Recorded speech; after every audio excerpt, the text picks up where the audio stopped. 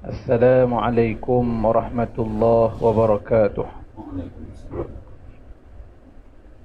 Alhamdulillahilladzi hadana lihadza linahtadiya laula an hadana Allah. Ashhadu an la ilaha illallah.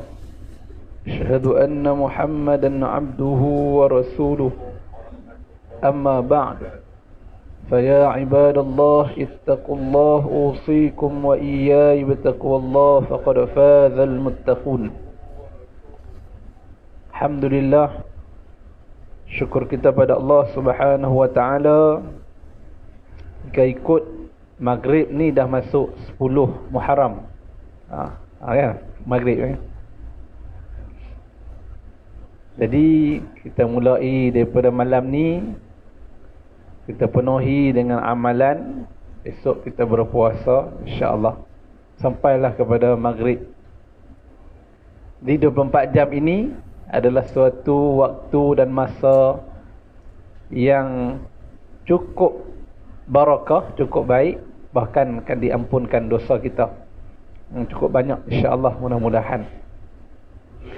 Jadi sebelum kita mula kuliah kita pun agak santai malam ni insya-Allah ya. Jadi kita mengambil sedikit semangat hijrah baginda Nabi dan para sahabat. Dan Nabi dan sahabat sampai di Madinah, penduduk Madinah mengucapkan satu ungkapan qasidah. Malam ni kita nak sama-sama sikit lah tuan-tuan. Bulan Muharram ni saya ajak kita mengucapkan ucapan qasidah, iaitu tala'al badru alaina. Lebih kurang tak sampai seminit insya-Allah ya, boleh ya. Masa kita pun dah sangat pendek ya, setengah jam yang kita ada ya, insya-Allah. Kena mengikut apa, standard operation procedure. Tu dia. Kita ustaz pun kena cakap bahasa Inggeris tak, insya-Allah. Baik ya, sama-sama insya-Allah. Tala'al badru alaina.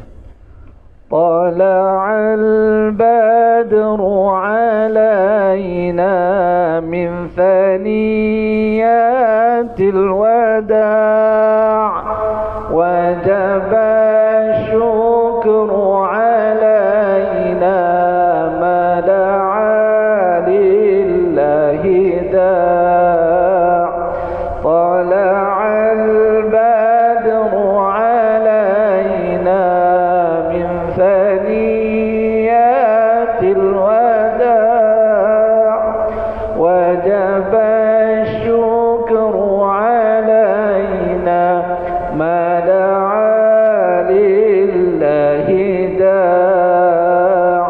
يا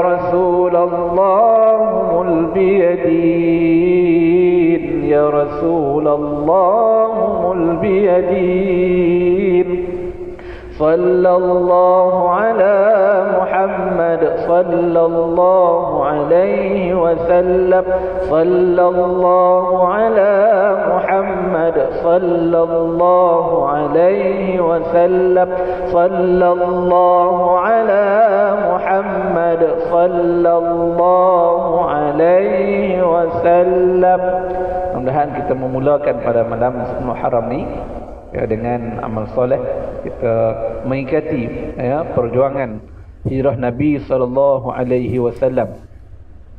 Jadi sebelum malam ni, sebelum kita masuk tajuk sikit, saya nak mengambil sedikit peringatan kepada kita semua ya, tentang apa yang dalam sirah juga berlaku perkara ini berkenaan dengan tarikh 10 Muharram sebagai panduan kita bersama, iaitu antara peristiwa yang dicatatkan oleh sejarah, perkara yang berlaku pada 10 Muharram, iaitu peristiwa Nabi Musa alaihi salam diselamatkan dari dikejar oleh Fir'aun. Ya, kita tahu bahawa perkara itu berlaku, dan di antara dua ibrah yang kita boleh ambil daripada peristiwa ini, yang pertamanya saat Nabi Musa bersama dengan 12 suku kaum daripada Bani Israel yang berjumlah lebih kurang 600,000 ketika itu di tepi Laut Merah. Sebenarnya Nabi Musa pun tak tahu lagi apa yang akan berlaku. Ya, Nabi Musa pun tidak tahu lagi akan apa yang berlaku. Ya. Dan kita lihat saat itu sebenarnya Allah sudah merancang dalam kehidupan manusia. Dan bukan tamadun Rasul, tamadun para anbiya, para mursalin, tapi juga kepada kita. Maknanya Allah merancang dalam kehidupan kita. Ya, ketika itu bagaimana Allah Ta'ala memilih suatu ketika yang tepat supaya menyuruh Nabi Musa mengetuk tongkat dia. Saat mana? Ketika mana Fir'aun dan tenteranya nampak Nabi Musa alaihissalam dan kaum Bani Israel. Kenapa ulama menceritakan kenapa Allah Ta'ala letakkan ketika itu? Supaya itu menjadi peringatan yang terakhir kepada Fir'aun. Sebenarnya Allah Ta'ala ni kasih dan sayang. Walaupun Fir'aun ni kata aku ni Rabbukumul A'la, aku ni Tuhan yang tinggilah, Tuhan yang hebat. Ya, aku ni sebagai seperti jelmaan Tuhan, mengaku Tuhan. Ya, tetapi Allah sebenarnya memberikan peringatan terakhir kepada Fir'aun. Ya, bila diketuk tu nampak laut. Kan? Patutnya berhentilah, sudahlah. Berhentilah, sudahlah kan. Kamu angkuh ke mana ni? Kan? Kerja juga. Kerana apa? Kerana dendam. Kerana tidak puas hati dengan Nabi Musa alaihissalam dan angkuh dengan kekuasaan yang dia ada. Maka Allah Ta'ala telah menghancurkan Fir'aun dan seluruh bala tentera dia. Ya. Ini dua perkara daripada itu. Ya. Yang keduanya, sebelum Muharram juga Allah Subhanahu wa Ta'ala menerima taubat Nabi Adam alaihi salam. Ya, menerima taubat Nabi Adam alaihi salam. Dan ada pandangan ulama yang menceritakan bahawa ketika mana Nabi Adam ya diterima doanya itu, termasuk di dalam doanya itu disebut ya oleh para ulama memasukkan dengan berkat. Sedangkan ketika itu Nabi Muhammad belum ada lagi. Ya, belum ada lagi jasadnya, tapi dengan berkat Allah Ta'ala menciptakan roh Muhammad ya, sebagai pemimpin di akhir zaman. Maka Allah Ta'ala ya mengampunkan dosa Nabi Allah Adam pada hari 10 Muharram ketika di dunia. Ini satu pengajaran yang boleh kita ambil di situ ialah untuk kita berdoa. Ya, ulama pun buat satu macam SOP jugalah. Kan, bila kita nak berdoa ni, ya, perkara yang penting ialah kita jangan lupa untuk bersolawat ke atas Nabi Muhammad sallallahu alaihi wasallam. Kalau kita lihat doa yang tadi dikarang oleh mak dulu, dia meletakkan selepas kita memuji Allah Subhanahu wa taala dengan salawat munjiah. Allahumma salli ala sayyidina Muhammadin salatan tunjina. Boleh dengan salawat-salawat yang lain, tafrijiyah, al-fatih, apa salawat syifa, salawat azimiyah, salawat ibrahimiyah, tak kisah. Ya, tetapi itu daripada kisah Nabi Adam, mohon Allah Ta'ala menyelitkan nama Nabi Muhammad sallallahu alaihi wasallam. Kan? Jadi ulama buat daripada situ bahawa kita ni nak bagi Allah Ta'ala ni, dan ada hadis tuan-tuan. Ada hadis Nabi sallallahu alaihi wasallam, apabila kita berdoa ada hijab kita dengan Allah Ta'ala. Tetapi hijab itu akan ditarik, tercarik, maknanya diangkat oleh Allah Subhanahu Wa Taala sekiranya kita berselawat ke atas Nabi sallallahu alaihi wasallam. Sama lah dengan tadi sebut nama Nabi. Ni tuan-tuan. Sebab tu kalau kita nak doa apa pun jangan lupa selawat atas Nabi. Paling kurang Allahumma salli ala sayyidina Muhammad wa ala ali sayyidina Muhammad. Sebab Allahumma salli ala sayyidina Muhammadin abdika wa rasulika nabiyil ummi wa ala alihi wa sahbihi wa barik wa sallim. Tak panjang ya. Dia kata panjang selalu tadi. Kan, insya-Allah, mudah-mudahan. Jadi itu peristiwa yang kedua. Peristiwa yang ketiga, tuan-tuan, sebagai sedikit peringatan kita lah bersempena dengan 10 Muharram ni, pada tanggal 10 Muharram juga Allah menyelamatkan Nabi Yunus daripada perut ikan Nun. Tuan-tuan, kalau kita lihat tuan-tuan, tempat, ada ulama menyatakan tempat Nabi Yunus ni tuan-tuan diutuskan untuk berdakwah ini tuan-tuan ialah di tempat di Iraq, di satu tempat yang tempat adanya lahirnya Saddam Hussein. Tempat ini tuan-tuan, ulama bincang memang terkenal dengan orang yang memang kasar, orang yang memang degil. Sebab tu Nabi Yunus tuan-tuan, dia ni macam kecewa, putus asa.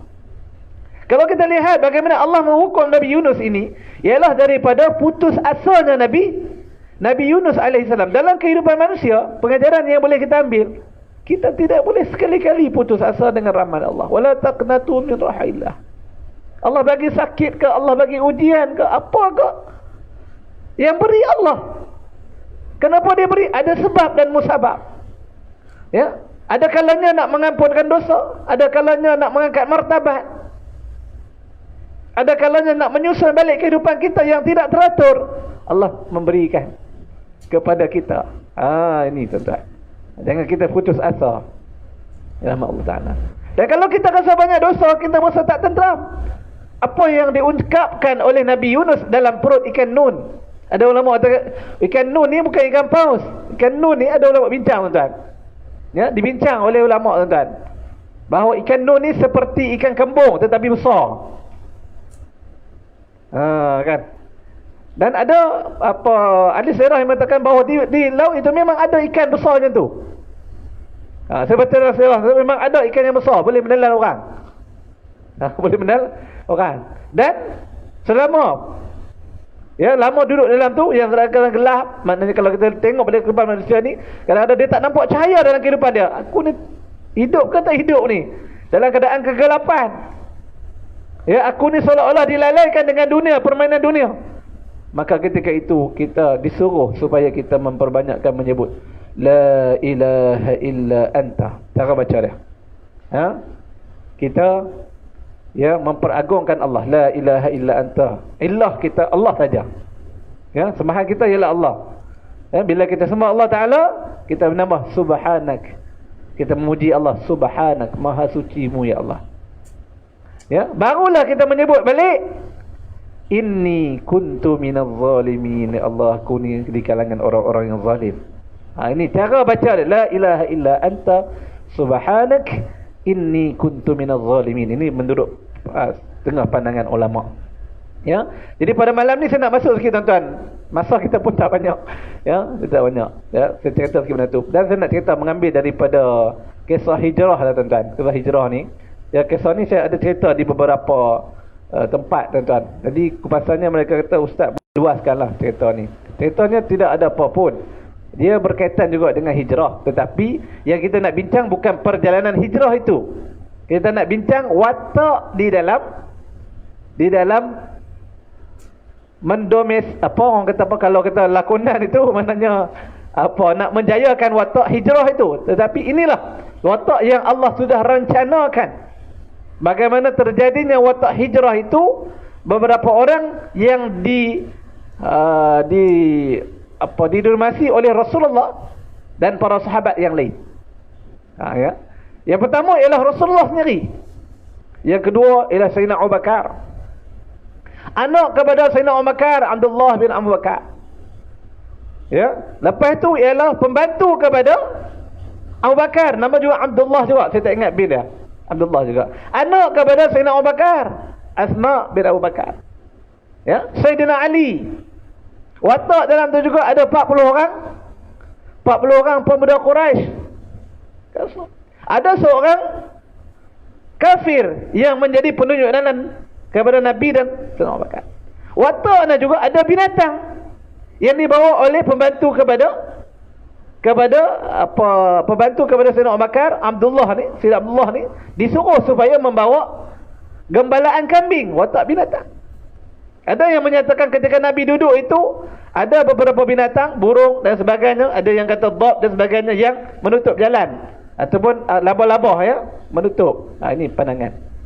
Dan di Madinah kita ada beberapa watak, iaitu antaranya Salman Al-Farisi, yang kedua Abu Ayyub Al-Ansari. Semua ni saya akan rangkum dalam masa 15 minit. Cerita ni panjang tuan, tapi nak cerita watak tu. Watak Rasulullah sallallahu alaihi wasallam ni, watak dia tuan-tuan. Ya, ada dua. Saya nak cerita watak Rasulullah ni.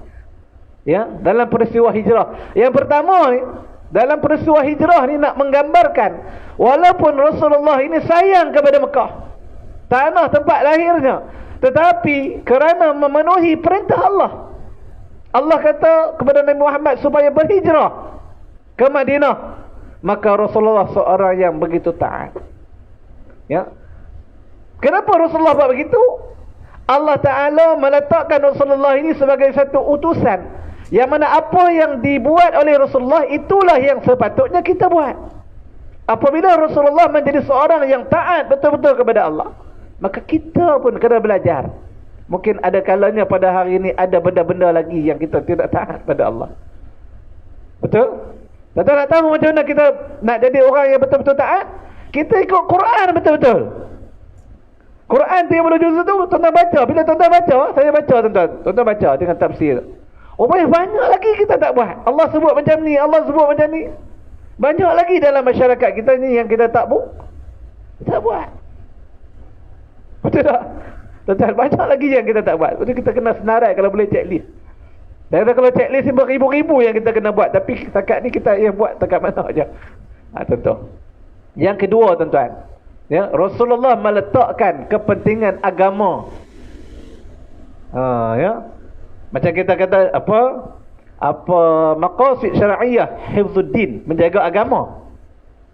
Betul tak? Menjaga agama. Rasulullah meletakkan kepentingan agama lebih daripada kepentingan diri, lebih daripada kepentingan wataniyah. Sayang tak kau? Kita ni tuan-tuan Malaysia sayang tak? Sayang, tetapi kerana Allah perintah ini demi untuk kepentingan agama, maka Muhammad kena buat macam mana pun. Kan, maka Nabi Muhammad wataknya itu tuan-tuan yang paling dominan, ya, dalam peristiwa hijrah ini ialah Rasulullah seorang yang begitu taat pada Allah. Maka kita bertanya kepada diri kita, aku ni taat ke tidak? Yang keduanya, Rasulullah mementingkan, ya, nilai agama yang dibawa oleh baginda itu lebih daripada segala-galanya. Hari ini adakah kita meletakkan nilai itu yang terutama dalam diri kita? Ni tuan-tuan, daripada watak Nabi Muhammad sallallahu alaihi wasallam. Watak yang kedua, siapa dia? Sayyidina Abu Bakar. Tuan-tuan, dalam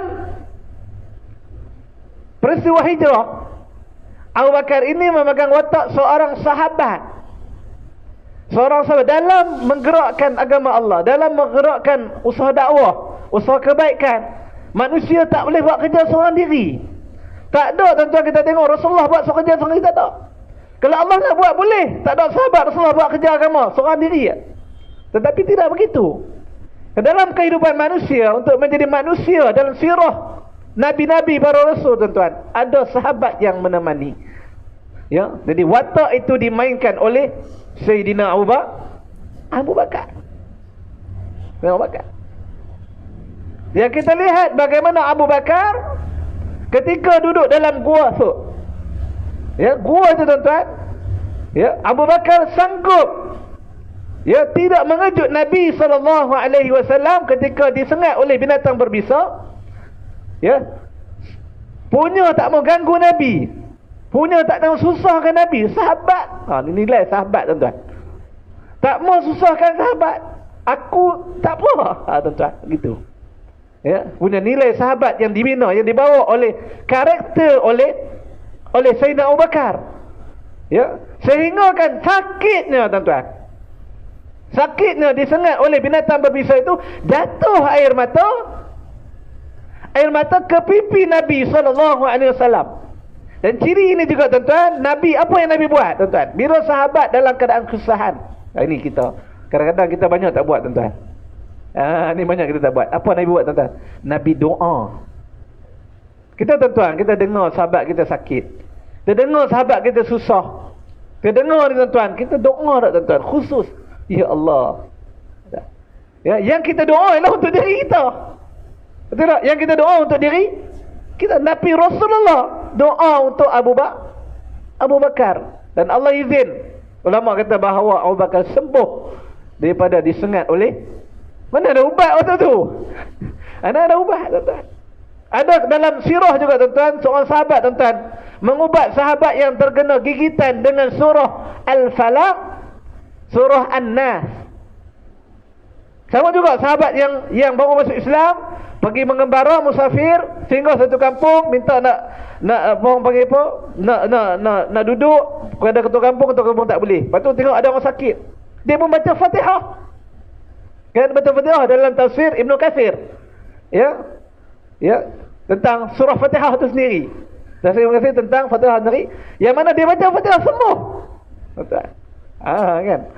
Jadi kalau kita sakit, bacalah surah Fatihah, surah Al-Falaq, surah An-Nas. Kan? Ini contoh. Baik, itu tentang Sayyidina Abu Bakar. Wataknya apa lagi? Ialah Abdullah ibni Abu Bakar. Ya. Apa tugas dia, tuan-tuan?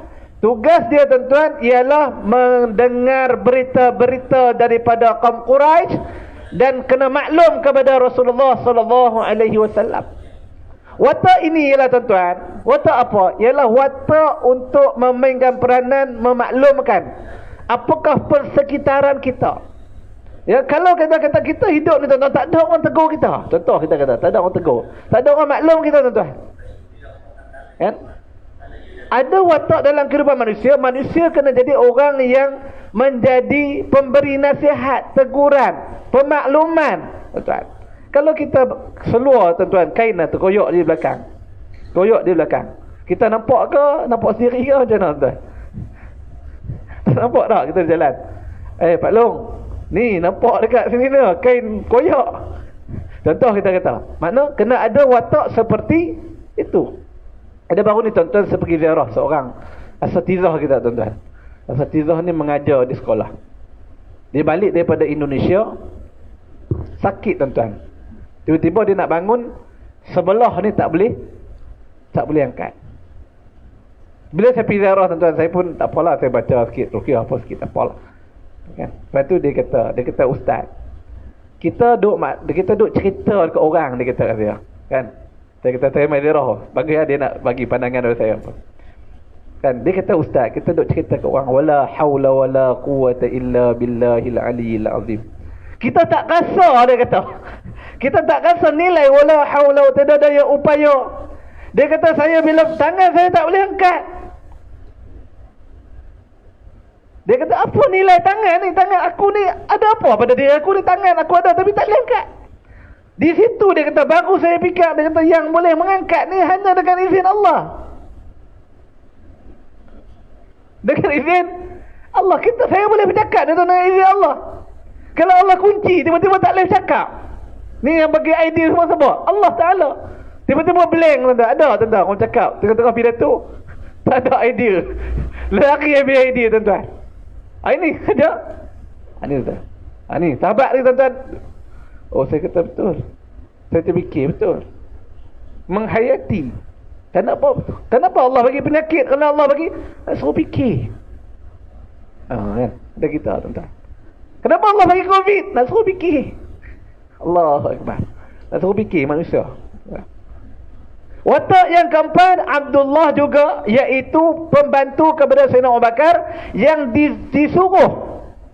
Ya, disuruh supaya membawa gembalaan kambing. Dalam kehidupan manusia, ya, mesti ada tujuan, objektif dan strategi. Bagaimana, apakah tujuan kita? Untuk menjadi liyabluwakum ayyukum ahsanu amala, manusia yang terbaik. Apa objektif kita? Menjadi manusia yang taat kepada Allah dan Rasul dan menjaga agama sebagai our priority, the first priority, keutamaan kita dalam kehidupan. Kan? Dan mesti ada strateginya. Bagaimana Nabi buat strategi? Nabi kata dekat Sayyidina Abu Bakar, tolong pembantu kamu bawa apa? Bawa kambing. Kan? Dan Rasulullah keluar daripada Mekah nak pergi pada, dia tak ikut arah yang sebetulnya, arah yang bertentangan. Satu strategi. Yang keduanya, bawa kambing supaya bila tapak kaki tu kambing lalu banyak-banyak atau ekor, hilanglah tapak kaki tu. Ini, tuan-tuan, dalam kehidupan manusia, watak yang dimainkan oleh Abdullah, ya, pembantu kepada Sayyidina Abu Bakar, ialah menjalankan strategi. Dalam kehidupan kita ni, tuan-tuan, ada orang hari ni, tuan-tuan, dalam masyarakat kita, ada orang buat strategi untuk kebaikan, ada orang buat strategi untuk memecah belahkan umat Islam. Tuan-tuan faham no? Tuan-tuan dah hidup lama kan, tuan-tuan faham apa yang berlaku lah tuan-tuan. Saya tak boleh cerita satu-satu lah. Yang ada yang buat strategi untuk maslahat kebaikan, ada orang yang dia kira nak create untuk buat jadi baik, tak baik tuan-tuan. Ini atas kepentingan-kepentingan tertentu. Ya. Dan ada juga watak dalam ni, watak wanita. Maknanya watak wanita tidak boleh kita pandang remeh, iaitu watak asma yang menghantar makanan. Seorang pemimpin kita datang tuan, kalau tak ada wanita masuk di rumah kita macam mana? Nampaknya dalam peristiwa ini watak wanita cukup penting. Watak yang boleh pegang urut belakang tu imam kita tu kan, tu imam kita kan, saya kan belakang kita boleh urut tuan. Saya bawa minyak pula ni tuan, saya bawa minyak nak cerita tuan, cerita minyak tuan. Maknanya kita tak boleh urut belakang sendiri. Sebab urat saraf kita penting untuk urutan di belakang, urat saraf daripada sini sampai tulang punggung. Nak ceritanya kita tak boleh buat. Jadi ada orang yang membantu kita. Dan orang ni adalah orang yang bersifat lembut, daripada Allah bagi jadi wanita. Kan? Seterusnya, watak seorang kafir yang Rasulullah upah untuk tunjuk jalan ke Madinah. Dalam kehidupan manusia, kadang-kadang Allah jadikan orang-orang kafir ni bukan sebagai petunjuk jalan tuan-tuan, kadang-kadang turning point. Turning point. Saya tengok tuan-tuan kata Imam Nawawi, dia kata sekiranya orang bukan Islam meninggal di hujung dunia, setiap orang Islam akan ditanya apa yang kamu buat kepada dia. Tuan-tuan, bila saya tengok tuan-tuan berhentilah tuan-tuan tengok orang bukan Islam.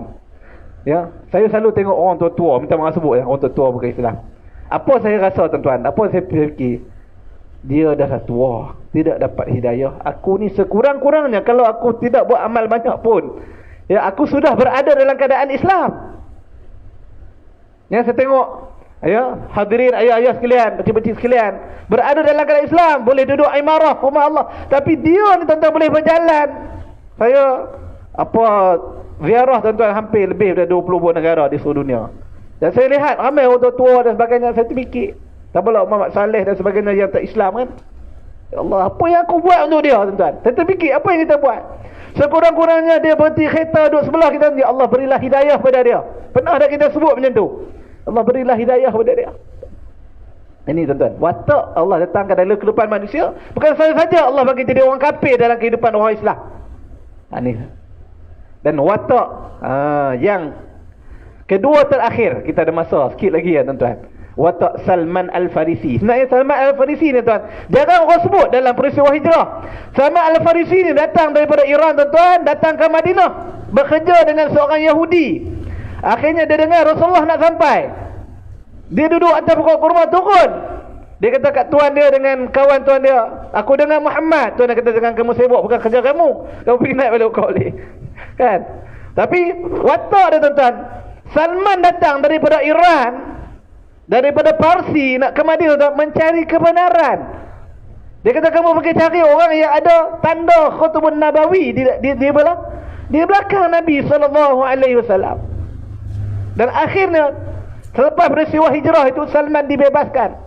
Tetapi dengan ada cerita dia tuan-tuan, tak disebut malam ni, tak sampai. Kita cerita dia tuan-tuan. Tuan-tuan tunggu cerita tentang Salman Al-Farisi.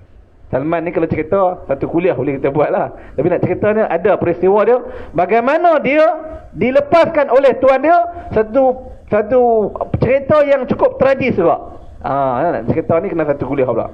Baik, yang terakhir ialah Abu Ayyub Al-Ansari. Watak yang sahabat ni di Madinah berebut-rebut nak orang duduk rumah dia. Nabi kata, unta ini bergerak mengikut arahan Allah, maka di mana dia berhenti, yang paling dekat dengan rumah untuk aku duduk. Maka Nabi duduk di rumah Abu Ayyub Al-Ansari. Nak cerita sebagai terakhir tuan-tuan, Abu Ayyub Al-Ansari ni tuan-tuan, dia berjuang pada zaman Rasulullah. Semua peperangan yang Rasulullah buat, dia ikut. Dia berjuang bersama dengan, pada zaman Sayyidina Abu Bakar jadi khalifah, semua peperangan yang Abu Bakar buat, dia ikut. Dia berjuang pada zaman Khalifah Umar jadi khalifah. Semua perjuangan dia ikut. Dia berjuang pada zaman Sayyidina Ali jadi khalifah. Bahkan dia turut terlibat semasa Muawiyah ketika itu memegang tampuk, kan kita tahu di antara pergolakan di antara Sayyidina Ali dengan Muawiyah. Dan akhir sekali ya, dia korban ketika hampir umur dia 90 tahun. Ya, ketika mana anak dia kata, bapak tak lagi perang lah. Pak ni perang ni daripada zaman Rasulullah. Khalifah Abu Bakar, Umar, Osman, Ali, tapi Muawiyah. Kan?